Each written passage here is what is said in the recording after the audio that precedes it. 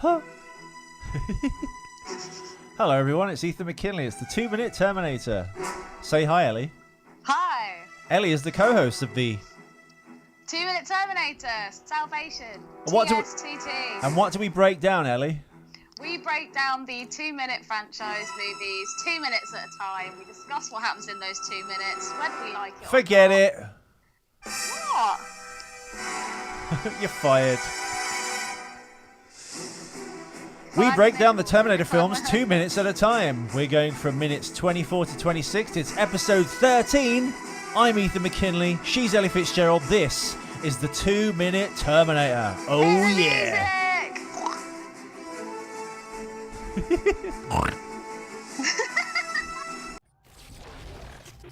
Howdy, stranger. Don't say howdy, stranger, to me.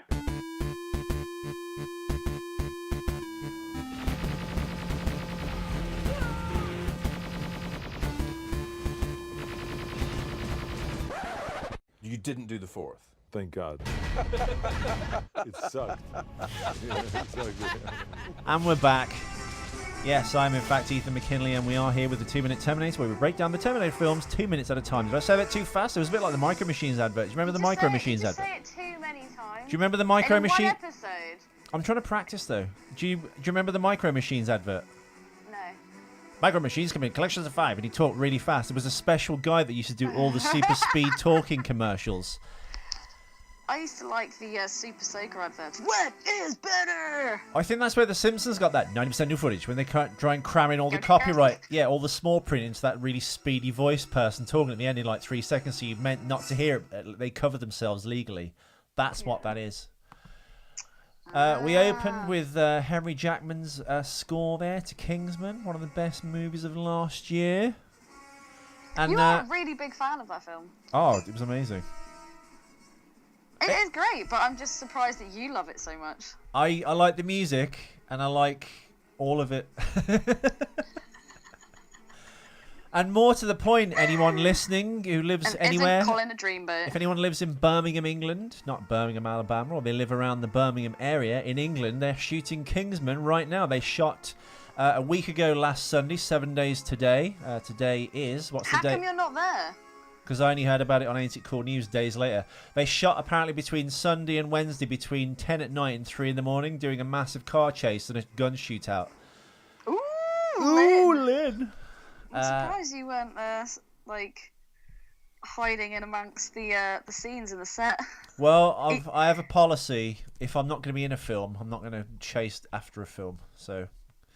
Yeah, but that could be fun. You could be like a unexpected extra. It's not fun, Ellie.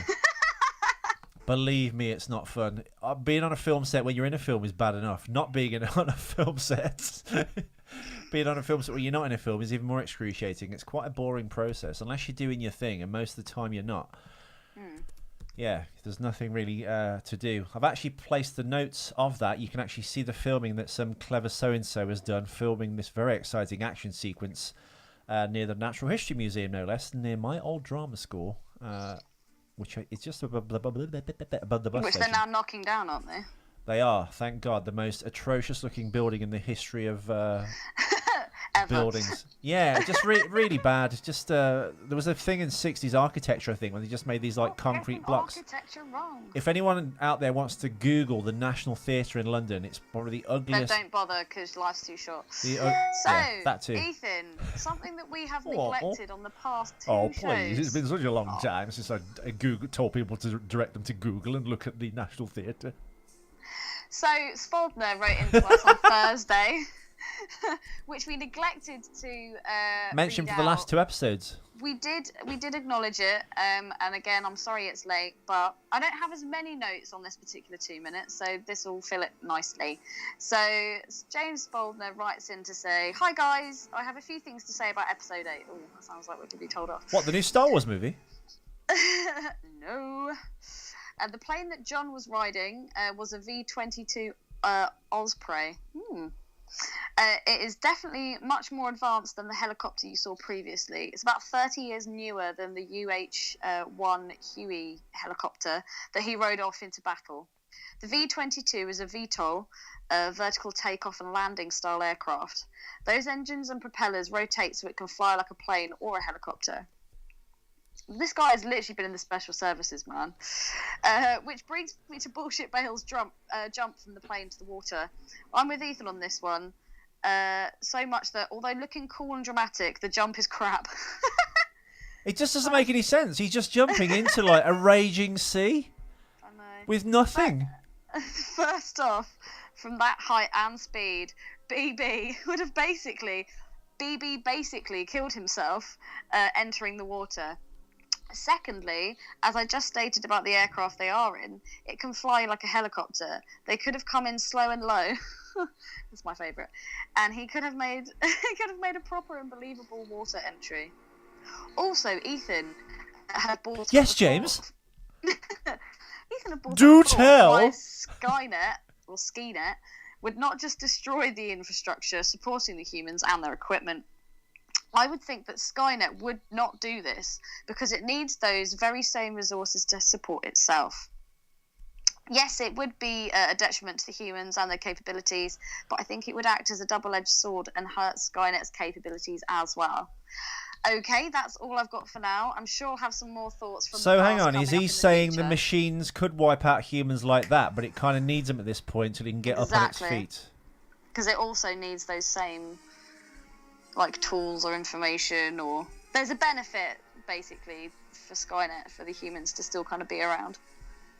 I think that's what Spauldner's getting at. Yeah. Thing But is, no, I mean, thank it's you very got much for- it's kind of got at this point, I guess, in the war in its early stages. According to this movie, it's got the Terminators walking around, so it's got human-shaped things at this point. Things? With opposable thumbs to work the machines or conduct experiments. It should have like itself essentially in human man machine shape form. No. Yeah, I agree. Yeah. I do agree. Thank God. Thank God. So that was our mailbag. I don't believe we've had any more since Thursday. Have we had any more? Not as far as I've seen. No. Yeah, I don't think we have. So that's all the mailbag covered. So we're in the first agreement that that jump is retarded. It is terrible. But no wonder it was by Bullshit Bale. Bullshit Bale is bullshit. Bullshit or not, bullshit. So I thought that the opening scene to the 2 minutes for this episode, we have that beautiful shot of the T-600 as it shoots itself in the head. Love that. Got a great screenshot of that. What did you think of that, Ethan? It was a nice little touch. Again, I think, and you've sent me the screen grab from the last episode, that is actually the screen cap which you're looking at if you've seen the last episode for episode 12. It's the Terminator, which you sent me, which I agreed on. We came to the same conclusion independently that was the best screenshot to depict this episode. Yeah. But again, because they've done this like weird digital pass, I think, on the image, it's kind of a bit desaturated and it's all a bit fudgy looking, and because the background is all kind of like not white noisy but detailed and like dusty and it's got like wrecked, and the Terminator looks Erect? What? No, like I meant derelict. Did I say erect? Oh. The same way the Terminator looks all raggedy and stuff, it all merges into one. So the screen grab you sent me, and I did one on a high def screen grab on my end.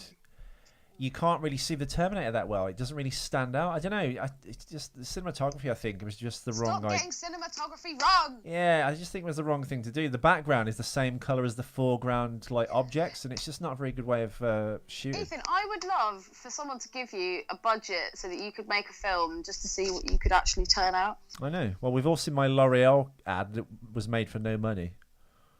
L'Oreal? Yeah, the one with Sophie, and I'm kind of that weird Marilyn Manson-esque character with the shark teeth chasing around a hedge maze. How's that selling L'Oreal, though? It's not. It was just me going crazy with artistic license. Ah, did it ever get used for anything? Yeah, a L'Oreal trade show. Oh, I thought it wasn't on the telly, though. No. So what was it used for? I'll forget it. All right, my dreams don't count. I don't care. Whatever. No, but what was it? No, but it was done very well. I really enjoyed it. I thought your makeup looked amazing. But no, what was it actually used for then? My friend Kieran, who's a hairdresser, was doing a talk for L'Oreal, and he wanted some like crazy video playing with him in it and doing a girl's hair, and he wanted this Alice in Wonderland feeling because those were the hairstyle he was creating on stage. He wanted to do this Alice in Wonderland thing, so he wanted this kind of like weird fantasy, dark fantasy kind of Wonderworld thing going on in the background, and I directed that. Yeah, that was really awesome. You should put it on the Terminator page. Oh, yeah, maybe I will. Maybe I will. You'll both get some. Well, all three of you will get some press. So we see the Terminator execute itself, I guess. Yeah. Which we all just discussed in the previous episode, that Terminators can't actually kill themselves. But the head was separate from the body. Again, though, if you actually freeze frame that bit, it's quite another muddy image when the background is just as jazzy and detailed as the foreground. So it's not really as visible and amazing as it could be. Jazzinator. So we see that. We then see the little girl. She looks just to make sure that he's dead. Marcus then turns to the little girl and goes, "What is that?" I just thought, wow, this little girl has just saved you, and you're shouting at her like this big, like, intimidating man and this like 5-year-old kid. I thought that was a bit unnecessary, but granted, he's a little bit shaken up. Why do we think this little girl's mute? And why do they always have like a mute child? Because she's like the mute child from Scrooged, who doesn't speak until the end. She's this version of Tiny Tim. It just seems a bit, I don't know. Well, Anton Yelchin, as we said, plays Kyle Reese. He studied Michael Biehn's performance, apparently, from the first movie a few times to get the character's mannerisms and characteristics. Do you see Michael Biehn in Anton Yelchin? No, not at all. No, I don't at all. The third Terminator film, by the way, to have the line. So this is the third. Right, so we were right. It's not in the third one. It's in the first and second. It's in this one. So the third film is actually the fourth film in this instance. It's the third film. Oh, well, that's not confusing. Well, basically, it's not in Terminator 3, but the line, "Come with me if you want to live," is in Terminator 1. Kyle Reese says it to Sarah at the Tech-Noir Club. In Terminator 2, the Terminator says it when he comes out of the hospital. When they're at the hospital. In Terminator 3, there's a paraphrased version of it, so it's kind of in there, but not nodded to. "Do you want to live? Come on," is spoken by John Connor to Kate Brewster. Just do the line. Do the actual line. Do the line, yeah. Do the voice. When the T-850 is after her in the graveyard, or rescuing them, sorry. "Come with me if you want to live" is also spoken by Cameron. Here's a little nod to James Cameron, the director. Cameron, the pilot, in the pilot episode of Terminator, the Sarah Connor Chronicles in 2008, when rescuing a teenage John Connor from Cromartie T-888. I'm assuming that's the girl Terminator from this series. We'll get to her in the next but one. Sorry. Basically. I'm really trying. I really am. We then get a bit of a spiel between Kyle and Marcus. Kyle seems very interested in where he got that jacket from. He says the red is meant to represent blood, which is the symbol of the resistance. Then he loses his shit and starts screaming at him, going, "Where did you get that jacket? Why take that jacket?" Why is he so adamant that Marcus takes off that jacket? Well, what he's doing is he thinks Marcus has killed one of the resistance and he's taken a jacket. That would make him a bad guy. But why would it not be someone from the resistance anyway? How does he know that he's not from the resistance? There's maybe something maybe he just borrowed a coat off a chum and was just like, "Oh, I feel a bit nippy, mate." Well, he doesn't know that, does he? That's why he's questioning him. I'm assuming there's something Sam isn't wearing that would denote him more as a resistance fighter. I guess he doesn't look like a soldier in any way. To be fair, you know what? The way he disarms him and grabs the gun off him, that is pretty badass. To be fair, I mean, why would the resistance wear those jackets? They're a bit new romantic, aren't they? Yeah, very Adam and Ant. Yeah, Adam and Ant. Adam and the Ants. I just thought I'd abbreviate it. Trying to keep it as Terminator orientated as possible. So I just thought that was a bit weird. Also, from some kid that's survived this far that can outsmart Terminators, the fact that he loses his shit so quickly to the point where emotion completely takes over. He then points a shotgun in a dude's face, just holding it with one hand. Yeah, I thought that was very irresponsible. I was just like, well, first of all, leaving mate, yourself open. you got emotional, so you lost control. You lost the gun. That's true. Like, I would have thought that he would have been a lot more switched on, a lot more kind of calm and with it. If he can deal with Terminators, why lose your shit over some dude wearing a jacket? Couldn't agree more. It just seemed a bit bizarre. And yeah, like going, "Rah!" Just like waving it, wibbling, wobbling. Well, I it in also front of think his face. Kyle's because in this he's not the Resistance. He's just some kid like living in the wasteland. So maybe he No, but idolizes and he wants has- to join the Resistance. He's managed to outsmart the T-600s. Him and this little girl are kind of doing this all by themselves. They've This little concocted girl survived traps longer than that without any training. Why did you put her in charge? She can't fucking. Actually, if more women were mute, we'd probably all get along a lot better. And And that's from a girl. We then get a kind of You're a traitor to your reversal own of race, words. So we've got Marcus talking to Kyle. Marcus then, as he turns around and kind of gazes off into the distance, looking about, what the hell's going on, he goes, "What day is it? What year?" That's actually what Kyle said in the first film. It is, yeah. So now he's having it said back to him by Marcus. So I thought that was quite interesting that they've kind of swapped that around. Again, another homage to the old films. Dude, seriously, this film is full of them. Well, there's so many homages that you just think, why don't you just like make it close to the old films? If you keep, it's almost like they go, we're going to do something different, and then they get kind of self-conscious and Actually worried, not, yeah. and then start going, this we're doing feels line. Is this bollocks, okay? Oh, look. Music Marge is evil. Oh, look, we're doing line from the other films. Remember, it is a Terminator film, so they But want what we'll to. do is we'll get other people to say it. They want to commit to doing this like different new. This is the new Terminator. We're going to do it our way, and then they keep doing these little kind of nods as if they kind of get worried and go, "Oh God, Exactly. the fans are going to turn on us." Okay, so I've got all those notes covered. Oh, okay, this is another bit that kind of confused me. So, Kyle turns the gun on Marcus. Marcus disarms him very quickly.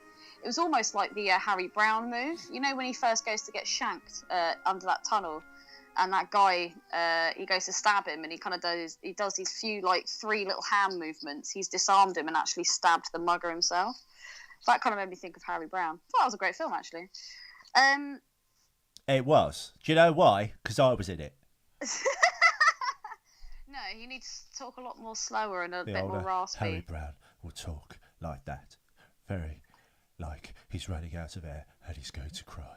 Because I'm. Do you know what? I actually thought that was you when you first started doing that, and then I watched The Trip again properly, and I was like, you just copied it.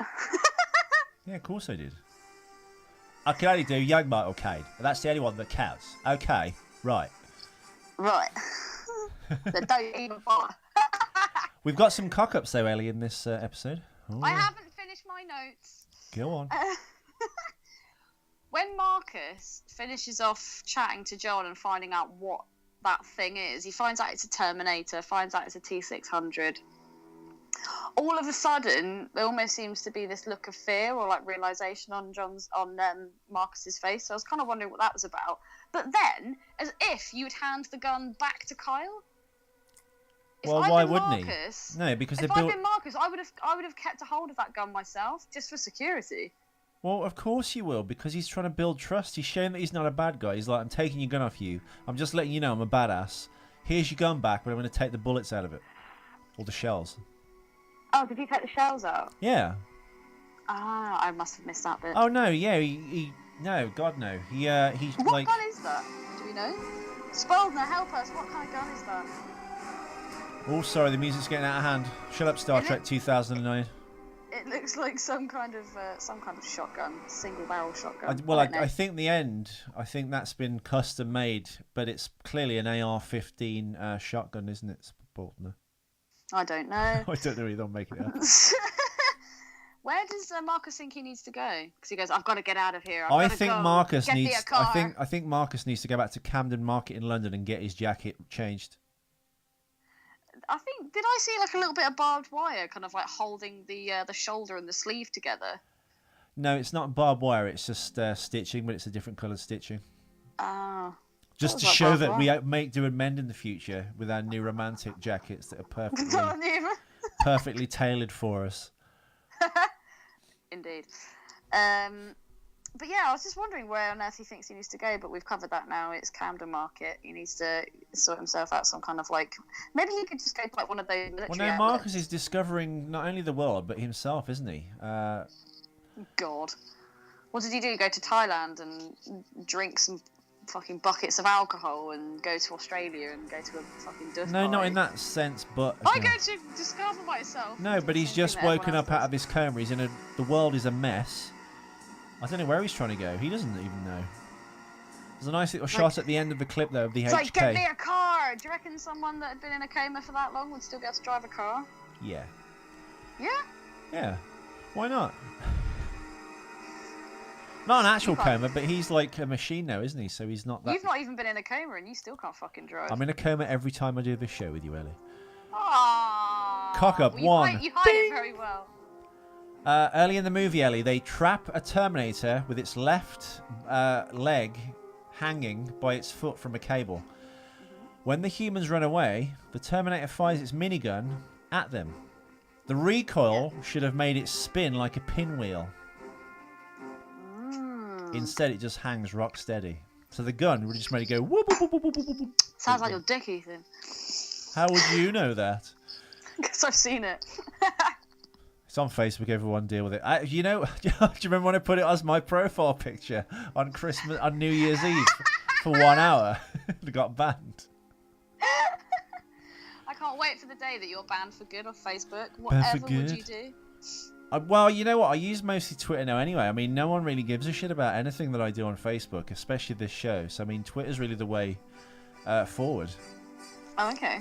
So, is Twitter as good as Facebook? The only thing I'd lose is a bunch of really cool photos of me with hot chicks. But, I mean, you know, if I take those off and store them, it'll be fine. I was going to say, just put them on your hard drive. Exactly. Exactly. Cock up number 2. When Marcus first enters the city, or Los Angeles in brackets, he calls a man in the distance who turns out to be a Terminator, who then begins shooting at him. This makes sense because Skynet had to maintain Marcus's cover as an ordinary human. So that explains the Terminator's terrible aim. It sounds like retrofitting the fucking story to me. It's later revealed that Marcus is also a Terminator, and Skynet's machines identify him immediately as a friendly because, as far as Skynet was concerned, Marcus is on a mission and was coming home, or his mission was completed and coming home. I see. So in answer to your question from the last episode, which, like I said, in the next episode, maybe I'll have a piece of trivia for this episode. There you go. The reason the Terminator misses him, which I don't buy, the Terminator shouldn't have actually fired. You know what? Even better, like I said in the last episode, the Terminator should have seen him and just walked away. And the audience would have gone, huh? Why won't the Terminator kill him? And he'd be going, hey, Dave! No, but that kind of shows a cunning that we've only really seen with the TX, and that was in the third film. No, but if it identified him as a Terminator, if they were doing their actual movie homework here, it would have walked away from him. Oh, I know. That's what I'm saying. It would have added more intrigue. In fact, you saw Terminator and went, oh my god, he's dead. But then would Skynet want him dead? Would they want to use him? What would they see Marcus as a threat? Would they try and assimilate him into their kind of army? What do you think Skynet would make of Marcus? Well, they'd like his jacket. Well, you can't have it. To Camden with you! To Pop Shop. What would they make of him? Skynet knows who Marcus is. Marcus is Skynet. So why is the Terminator shooting at him? The same way Damien is the devil, but kind of not. He's like Jesus. He's God and himself, isn't he? He's like the father and the son are one. It's like Jor-El and Superman in the first Superman film. They're a combined unit. His father's memories are in Superman, but he's still himself, but he contains his father. Sounds dirty. Do you not also think that the very end of this 2 minutes, all of a sudden, Kyle looks at the little girl and then goes, "Everyone get down!" And then all of a sudden, you hear this noise and the HK is literally on them. Yeah. I would have thought you'd hear a HK from fucking miles off. You would, but it's movie physics, isn't it? I mean, also, but I mean, more to the point, how does it knock the building down as it flies past it? I know, and also, why, if an HK was flying over, why would you just lie down flat on the ground? Why not actually get cover? Because they're banking on the fact they're all just lying there, like they're having just like a little nap. Well, they're banking on the fact that HK is flying lower than they would be, which is a silly thing to do. Also, if it's got all these advanced scanners, it would know they were around them anyway. It would detect life. I don't know. We're shitting on this film so bad. It's all a bit rubbish, really. But they're all the notes that I've got on this particular 2 minutes, Ethan. Okay, well, that's fine. We shall play out with a bit of Star Trek Michael Giacchino's score from the 2009 movie. Giacchino. Oh. And we'll be back again with another episode shortly. Hasta la vista. Baby. I did it first. Do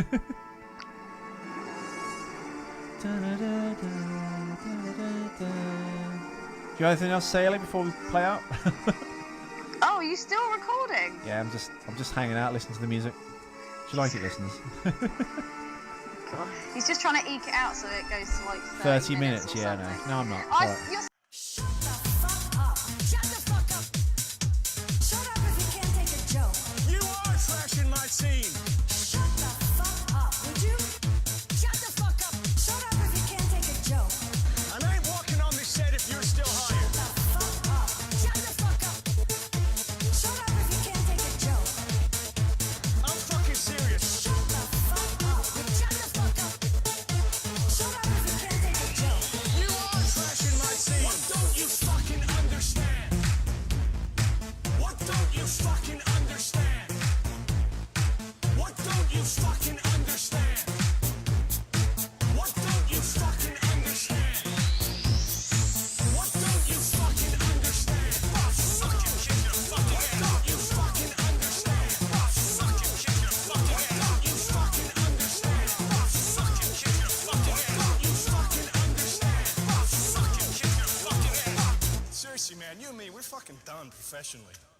Fucking ass.